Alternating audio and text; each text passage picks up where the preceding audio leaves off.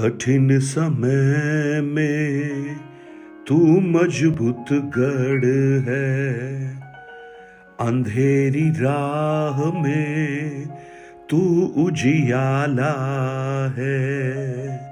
मेरी दुहाई तू सुनता, मेरा प्रभु कभी नहीं सोता। मेरा प्राण तुझे स्तुति देता। प्रभु परमेश्वर तू कितना भला है, तेरी भलाई सदा की है। Good morning, praise the Lord. दिन की शुरुआत परमेश्वर के वचन के साथ मैं पास्टर राजकुमार एक बार फिर से मसीह में सब प्रिय भाई बहनों का इस प्रातःकालीन वचन मनन में स्वागत करता हूं। आज मेरी प्रार्थना है परमेश्वर अपने अनुग्रह को आप पर प्रकट करे, आपकी परिस्थितियों के ऊपर, आपकी आवश्यकताओं के ऊपर, आपकी निराशाओं के ऊपर, आपकी तकलीफों के ऊपर, आपकी बीमारियों के ऊपर, आपकी कठिनाइयों के ऊपर परमेश्वर अपने अनुग्रह को प्रकट करे।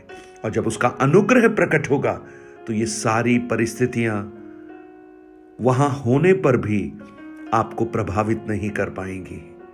Praise the Lord. आज मैं आपका ध्यान यूहन्ना 11 अध्याय की ओर फिर से लाऊंगा, जिसको हम पिछले दिनों मनन कर रहे थे।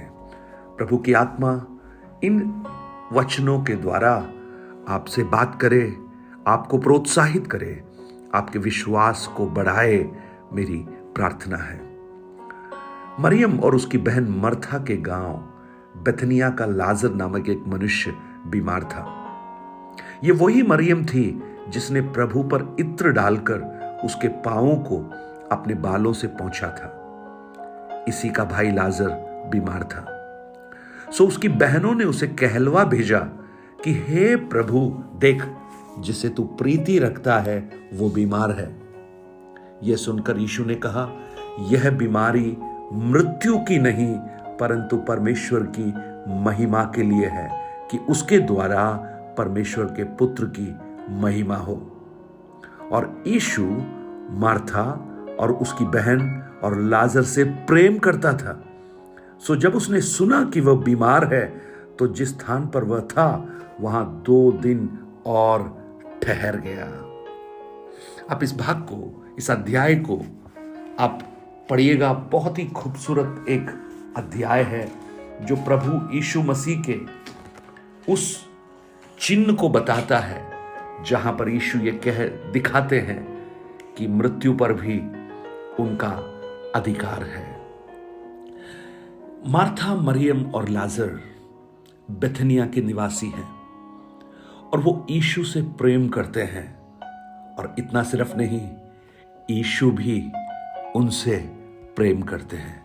कितनी खूबसूरत बात है, यीशु भी उनसे प्रेम करते हैं।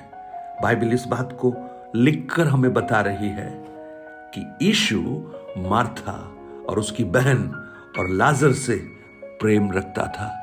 आज मुझे सुनने वाले मेरे प्रिय भाई बहन, हो सकता है संसार में आपसे कोई प्रेम ना करे, हो सकता है आप तिरस्कृत हो, आपके अपने आपसे मुंह मोड़ लेते हो, लेकिन आज प्रातःकाल में आपको बताना चाहता हूं कि यीशु आपसे प्रेम करते हैं।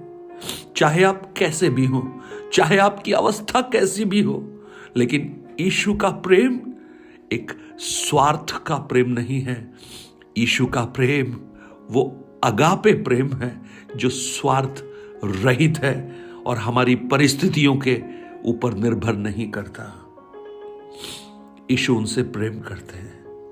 और जब मार्था और मरियम ने देखा लाजर बीमार है तो उन्होंने ये खबर यीशु के पास पहुंचाई। अगर आप उस घटना के क्रम को अगर आप देखेंगे तो जब लाजर बीमार हुआ तो एक व्यक्ति को यीशु के पास भेजा गया और यीशु उस समय बेतबरा नामक स्थान पर था, जो करीब 20 मील की दूरी पर था। करीब 20 मील की दूरी पर था, यानी एक दिन तो लग जाएगा यात्रा में। आज के समान यात्रा के संसाधन नहीं थे,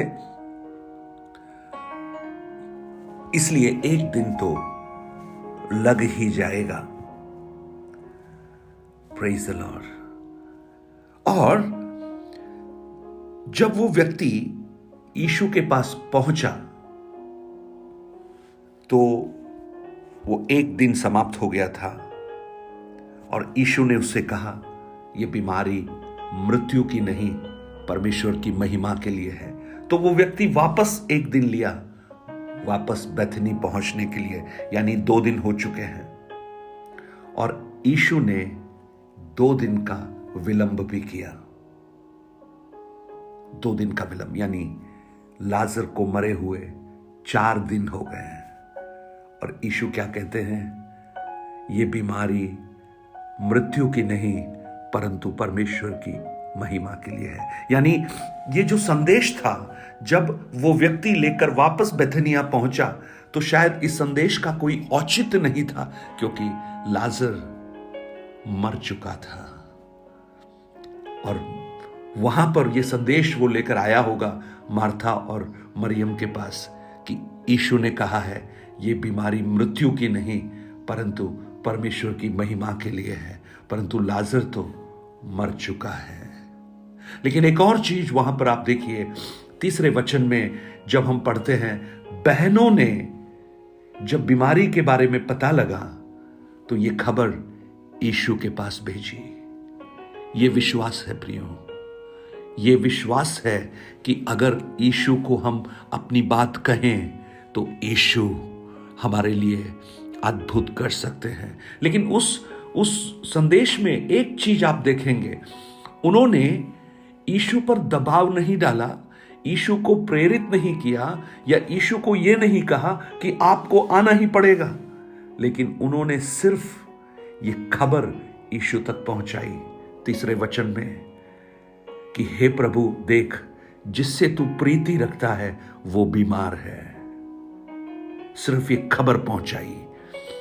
हम हमारी प्रार्थनाओं में कई बार यीशु को मजबूर करने की कोशिश करते हैं। हम कई बार सलाह भी दे डालते हैं, कहते हैं आपको आना ही पड़ेगा, आपको करना ही पड़ेगा। लेकिन ये एक अच्छा उदाहरण है कि हम अपनी प्रार्थना निवेदन किस प्रकार यीशु के सामने रखें। मार्था और मरियम ने कहा कि वो बीमार है। अब आपकी इच्छा है, आप जो करना चाहते हैं वो कीजिए। Praise the Lord. हम कई बार, जैसा मैंने अभी आपको कहा, हम हमारी परिस्थितियों से व्याकुल होकर हम प्रार्थना करते हैं और हम जबरदस्ती कुछ यीशु से मांगना शुरू करते हैं। लेकिन आप विश्वास कीजिए, आपकी जरूरतों को आपके बोलने से पहले जानने वाला एक यीशु है, जिसके बारे में मैं अभी प्रचार कर रहा हूं। Praise the Lord. मेरी मां जब बीमारी की हालत में आई तो हमने प्रार्थना किया, प्रार्थना कर रहे हैं, आज भी प्रार्थना कर रहे हैं, और आपकी प्रार्थनाओं के लिए मैं धन्यवाद देता हूं। लेकिन मुझे इस भाग को पढ़कर यह समझ में आया, हमें यीशु को बताने की आवश्यकता नहीं कि उसको क्या करना है, लेकिन हमें यह जरूर बताने की आवश्यकता है, प्रभु वो बीमार है, अब आप देखिए। Praise the Lord.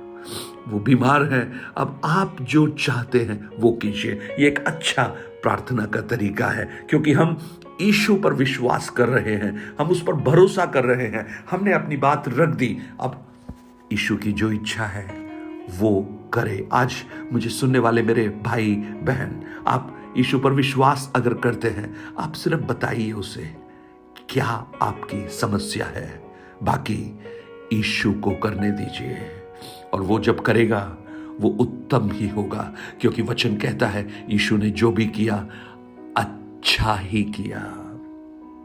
लेकिन इस खबर को सुनने के बाद यीशु 2 दिन और वहां ठहर गए। ये थोड़ा कॉन्ट्राडिक्ट लगता है, थोड़ा सा अजीब सा लगता है। प्रेम करते तो हैं लेकिन समय पर आते नहीं। Praise the Lord. हम हमारे प्रेम को अपनी व्यक्तिगत उपस्थिति से दर्ज करते हैं। आप किसी से अगर प्रेम करते हैं, वो अगर खुशी के माहौल में है या दुख के अवसर में है, तो हम व्यक्तिगत रूप से उनके पास जाते हैं, उनसे बात करते हैं, उनका कंधा थपथपाते हैं, उनके साथ बैठते हैं। हम अपने उस प्रेम को अपनी व्यक्तिगत उपस्थिति से दर्ज करते हैं। लेकिन यीशु को देखिए, यीशु अपने प्रेम को अपनी अनुपस्थिति से व्यक्त कर रहे हैं। कुछ लोगों को मैंने कहते हुए सुना है कि देखो, मैं आ नहीं सकता हूं, लेकिन आत्मा में आपके साथ हूं। आत्मा में साथ होना बहुत अच्छी बात है, लेकिन आत्मा वो बक्सों को नहीं हटा सकती जिनको आपको हटाने की आवश्यकता है। वो कार्य नहीं कर सकती जो एक शरीर में होकर किया जा सकता है। इसलिए अगर खुशी के मौकों पर आप किसी के पास ना भी जा पाए, लेकिन दुख की अवस्थाओं में आप जरूर उनके पास जाइए, उनको सांत्वना दीजिए, उनके लिए प्रार्थना कीजिए। यीशु वहां रुक गए।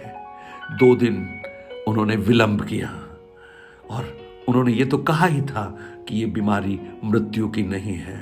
इसका मतलब वो जानते हैं कि इसका एंड रिजल्ट क्या है, अंतिम परिणाम क्या है। ये मृत्यु परिणाम नहीं है, मृत्यु अंत नहीं है, लेकिन परमेश्वर की महिमा उसका परिणाम है, परमेश्वर की महिमा उसका अंतिम रिजल्ट है। मुझे सुनने वाले मेरे भाई बहन, आपकी बीमारी, आपका टूटापन, आपकी तकलीफें, आपकी कठिनाइयां, आपकी निराशाएं, आपको लगता होगा कि आपके सत्यानाश करने के लिए हैं, लेकिन यीशु कहता है परिणाम वो नहीं है जो तुम सोच रहे हो, लेकिन परिणाम परमेश्वर को महिमा देना है, परमेश्वर के पुत्र की महिमा है।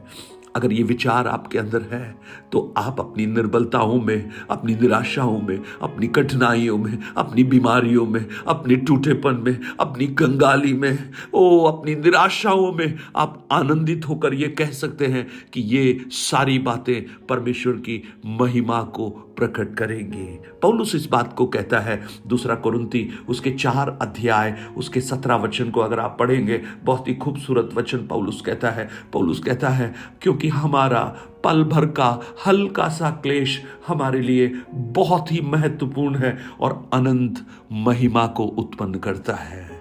आज मैं आपको प्रोत्साहित करना चाहता हूं, आप उस महिमा का इंतजार कीजिए, मृत्यु का इंतजार मत कीजिए। आप उस महिमा के लिए आशा कीजिए, अपने समाप्त होने का इंतजार मत कीजिए, क्योंकि अल्टीमेटली सब कुछ अगर हम देखें तो हमारा ये जीवन उसके हाथ में है और वो जो चाहता है वही हमारे लिए करता है। हम इस बात को जारी रखेंगे।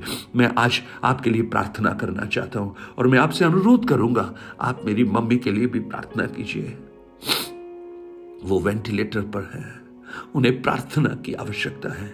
और जब हम अपनी बातें यीशु के पास रखते हैं, थोड़ा विलंब भी क्यों ना हो, लेकिन यीशु आएंगे जरूर और अपनी महिमा को भी वो लेंगे जरूर।